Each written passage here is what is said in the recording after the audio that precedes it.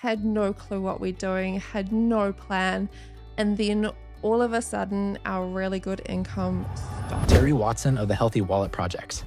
Terri's compelling story showcases how she transitioned from financial despair to a fulfilling career dedicated to helping women gain financial confidence. I really wanted to curl into a ball and pretend like it wasn't happening. If it was up to men, no offense, men, I think they're happy to live in a cave and just get on with their life. So what I am very passionate about is helping women become financially confident. Hello and welcome, Terri Watson from the Healthy Wallet Project. Thank you so much for joining me this morning. Thank you so much for having me. I'm so excited to be here. That's awesome. We've talked about this for so long to have you here, and now we finally made it. Yay! Yay.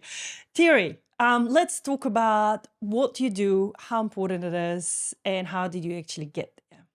So what I am very passionate about is helping women become financially confident. So that all came about from in 2016. We were a young family, 2 little kids. I'd been a stay-at-home mum for 4 years. And so my husband was self-employed and we were first year into our mortgage. We had maxed out credit cards. We had a car loan, just, mid-20s, had no clue what we're doing, had no plan. And then all of a sudden, our really good income stopped. So we were in Perth at the time. My husband was working in the construction industry. Construction industry got hit. So yeah, all of a sudden we had no income and we had all these expenses. And I really wanted to curl into a ball and pretend like it wasn't happening.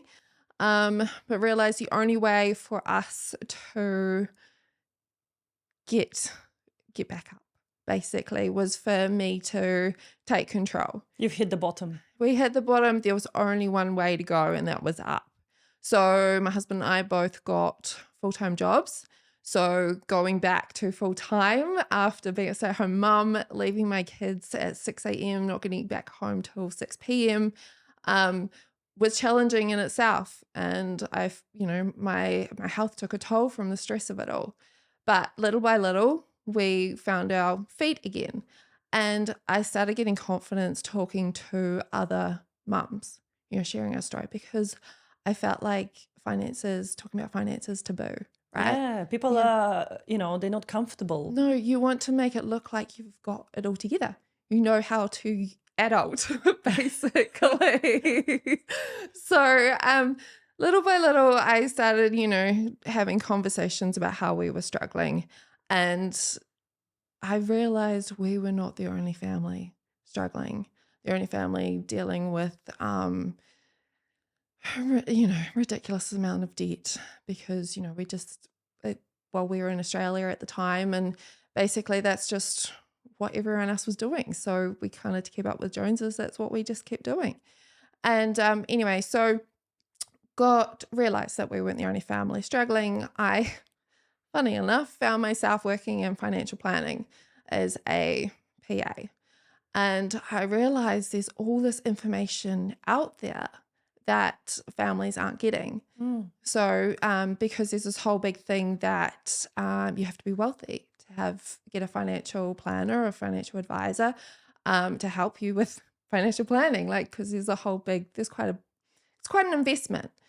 And families just weren't getting that support. So I was like, okay, how can I bring this information to families and support them to do the same thing that we did, get back on their feet, feel back in control, live life with their children?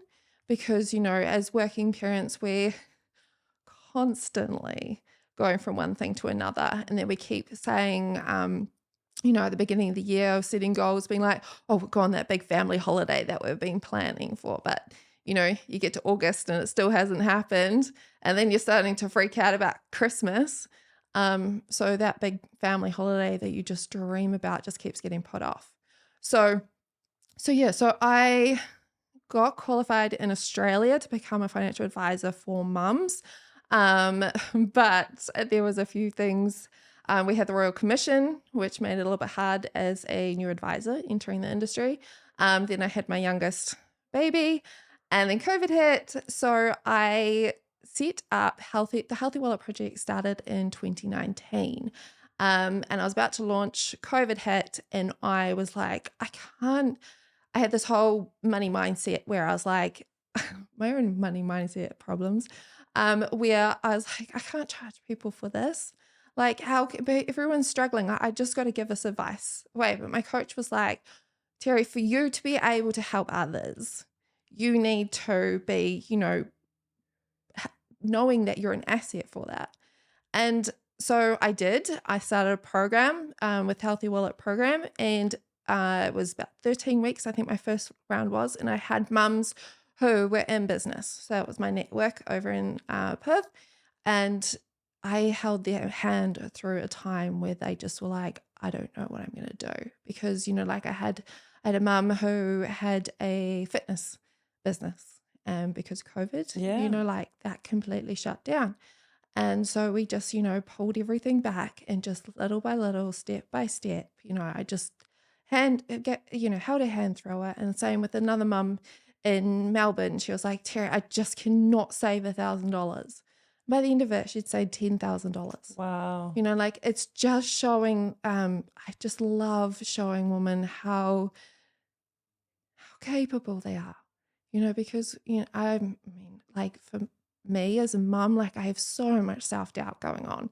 And then, wrapping like bad nights where you don't sleep. And so you have this whole big plan for the next day, but that goes out the window because you're so tired.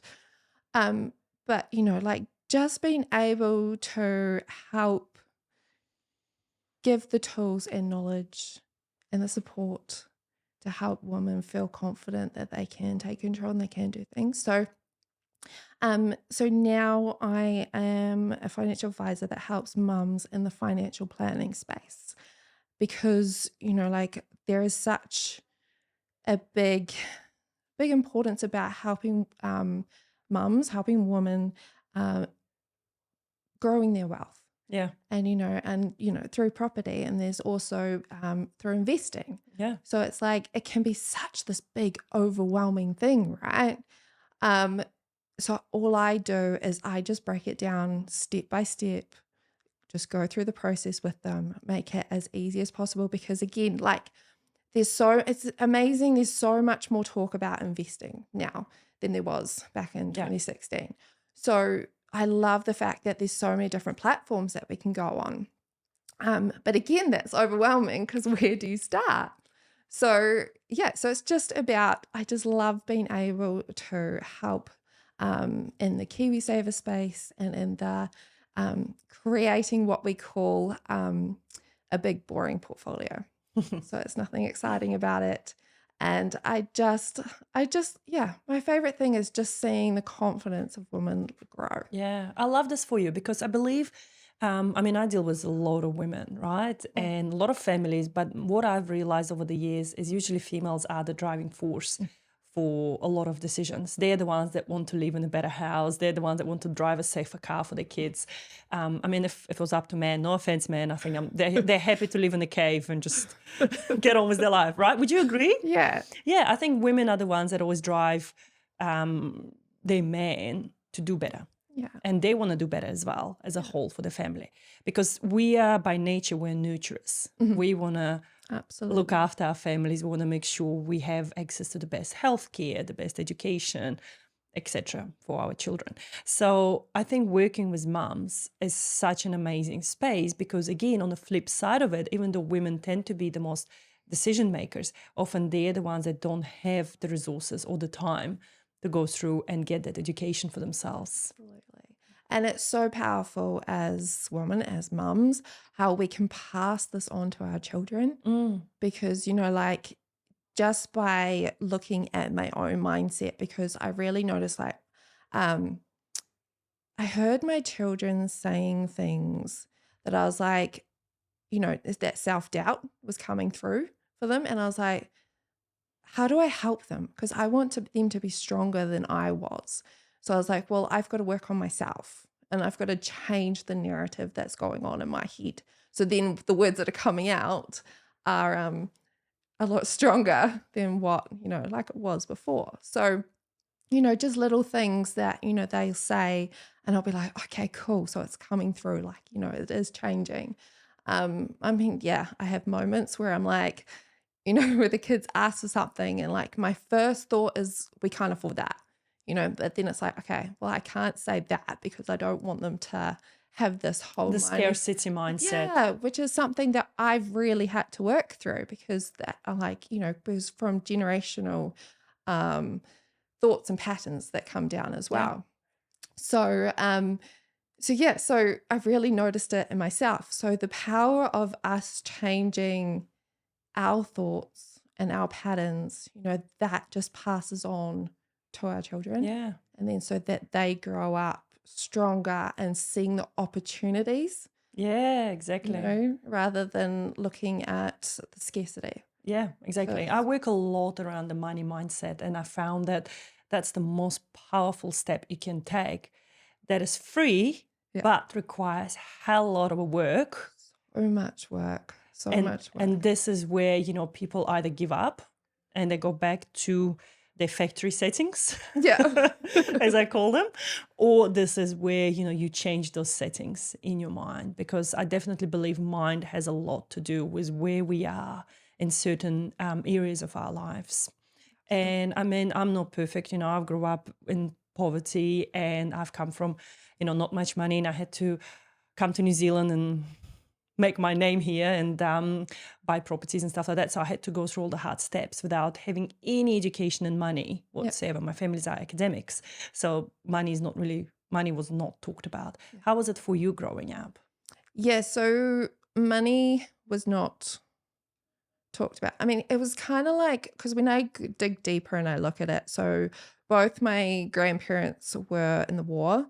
So that was then passed down to, that scarcity mindset, which is exactly so valid because it was my grandma was eating crumbs off the table still, like to this day. She passed away last year, but I remember like she came to visit me in New Zealand and there'll be crumbs on the table. And she's like, eating. I'm like, Grandma, what are you doing? Like, we've got bread, don't worry about it. And she's like, yeah, but that's what she was used to, because of that scarcity mindset. Like, we were not allowed to throw away a single food item at all. Like, she had, when she passed away, we found there's bags and bags and bags of plastic bags, because like, what if there would be no plastic bag tomorrow?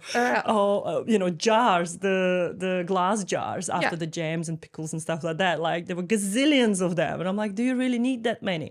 But what I realized is that scarcity mindset after the war, they really suffered because there was not much to go around. Yeah. And then like my parents were one of many in their family. And then as kids, we were given, like I was given everything that I asked for, like it was amazing. And I'm so grateful for that. I also noticed, like, because, from that, like, I guess that's the other side of it too, where you're looked after really well. And then, so I suppose I didn't take on that control of it for myself.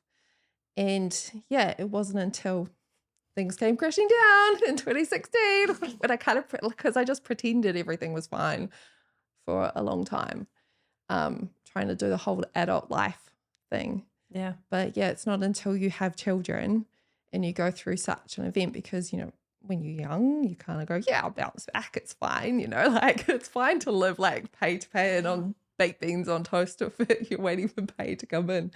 But when you've got children, you're like, I need to change how I'm doing things because this is not working. And so it was really tough, but I have grown and I have learned so much about myself since then. And so it's an ongoing journey. And that's what's amazing about it too, is like, because I had quite a closed mindset beforehand, and it's through the hard, like I've cried a lot. Like there's many times that I've just closed myself in a bedroom and just cried because, like it's hard. There's nothing easy about changing your story. And yeah, so it's having that, it's allowed me to grow as a person and have that growth mindset rather than looking for the opportunities.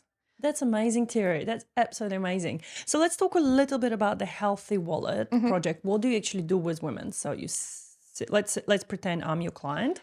What's the first questions that you normally ask, and where do you lead them from there? So it's about talking about their vision. So, how does life look in 5 years? How does that feel? What emotions are you feeling? And really kind of getting them to sit in that, because a lot of the times it's a lot easier for us to look ahead and be like, okay, well, who is this person in 5 years? But what I do through the process, so it's then we look at cash flow, we have a cash flow analysis because we've got to see what's coming in, what's going out, what resources they've got available to them. And then it's about going, okay, well, let's break down this vision and then go, okay, we'll break it down. What do we need to do over the next 12 months to create this vision that you have? And then we break that further down into 6 months, into 3 months. And then it's, those 90-day plans where we're going, okay, the action points for the next 90 days. And so, yeah, and then what I take them on is a journey, and what they discover is that vision that they're looking at in that 5 years, they can bring it to life a whole lot sooner than they think. Because, like they've put themselves into this 5 years, this is how they feel and how they want to be. And then I get them to start incorporating that into their everyday month, week, day. Yeah. And they realize that they have this whole new, because, like they're bringing this into their day, that they actually realize they're actually living their ideal day. Then get stronger and they grow so much more, because it's not, because they're actually becoming the person that they've seen themselves as being, but in such like a small way, because otherwise it feels so overwhelming. But if it's just little by little, step by step, that's where the magic happens. That's awesome. Terri, that's awesome. How cool is it to see people's eyes light up when they go, oh, hold on a second, I can do it much sooner. Oh, is this what I needed to do to have this? Because I think a lot of people think it's way too hard, way too complicated. And then when you show them that it's actually not. Yes, because you must see that a lot. Yeah. People coming in saying, oh, Zebani, so we really want to do this, but it feels like impossible. Yeah. No, yeah, sometimes people come and they're like, well, I don't know if it's possible to buy a house, maybe in 2 or 3 years' time. And then you show them that they can actually do it within 6 months. Yeah. And they go, what? I can do it within 6 months? I'm like, yeah, you can be home, in time by Christmas. It's like, what? So, yeah, it's really cool. It's really cool to see that. That's awesome. And I love that you're doing that. So just back to you for a moment. You talked about the dream holidays, the big dream holidays that you guys wanted to take, as a family. Have you managed to get any family holidays happen since then? Well, our biggest goal was moving back to New Zealand. And that in itself brought up a whole lot of things that I had shoved down. So being back in New Zealand was one of my biggest goals back in 2016. And it's been the most magical thing ever. But it's also opened up a whole lot more money blocks than I realized that I had. So then, yes, we have been away. We have a family batch in Lake Taupo. So that is really cool, being able to get back into nature in New Zealand. But I suppose I am also my own worst enemy sometimes. And we want to go exploring more. I've been really trying to find my feet, and we haven't gone away just yet, but I need to be my own coach and be like, Terri, come on, let's set a plan. I was about to say, Terri, do you need to sit down with me now? Do I need to sit you down and do this with you? I know, because sometimes yeah, you really need to book in that time in your calendar and just be like, you're going here no matter what. So that's what I'm really trying to work on this year, is really go, okay, so I've blocked out school holidays. I'm like, not working school holidays, and we are going to go on adventures.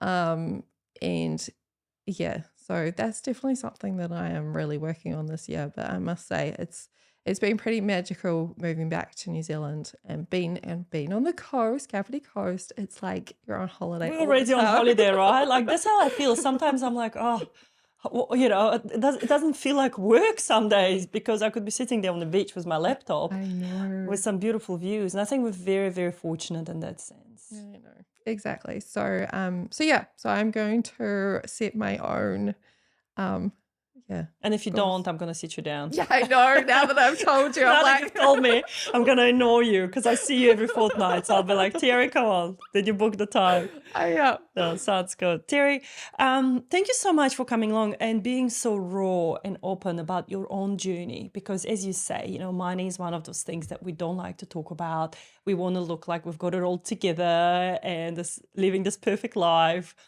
And unfortunately, and I've mentioned this so many times on this episodes now that, everyone is wanting to keep up with the Joneses and have this appearance of, we've got it together. We're driving good cars and we live in good houses and, we're eating salmon for dinner, but actually at the expense of what? And if you're not building a bigger picture here, especially for the generations to come, like you've got 3 kids, you got to think of them. You can't no longer, you can't be just selfish and just think of you. If I die, whatever. Yeah, absolutely. But I guess you want to pass on something to your kids as well. So what are your bigger goals? Just share one big goal with us. Oh, for the next 5 years that you've got. Well, funny story. We have now got we have chickens. We somehow managed to come home with a box of 4 ducks. And so one of our biggest goals when moving back to New Zealand is to buy our own lifestyle block. And yeah, so that is our Hey, I know a really good mortgage broker. Just saying. Awesome. Cool. I'll have to get her data. Oh, that's awesome, Terri. I love your posts with chickens. Absolutely. Every time, you light up on my feed, I'm like, this is fun. This is such a cool. Because growing up, okay, I'll share something fun about my life now. So when I was little, and it was around, Soviet times, scarcity, etc.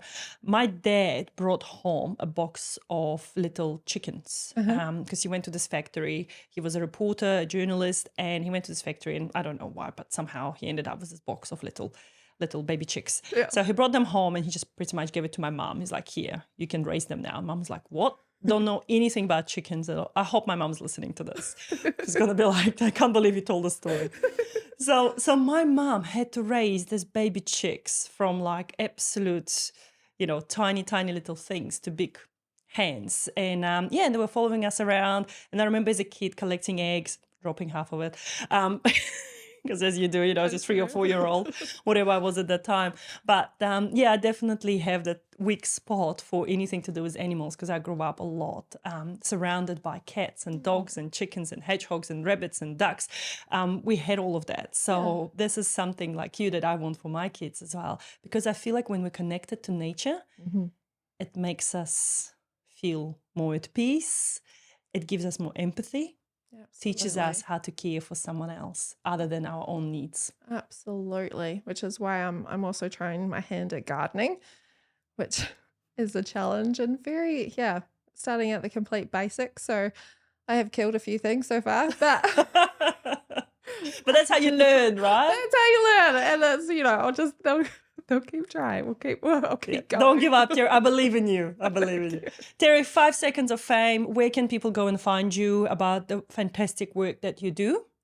Go. So I have a website, www.healthywalletproject.nz. You can learn a bit more about me. And I also have a Facebook community, which you can find under the Healthy Wallet Project. Amazing. Thank you so much for coming along. That was so much fun chatting with you. Thank you for having me. I'll see you soon.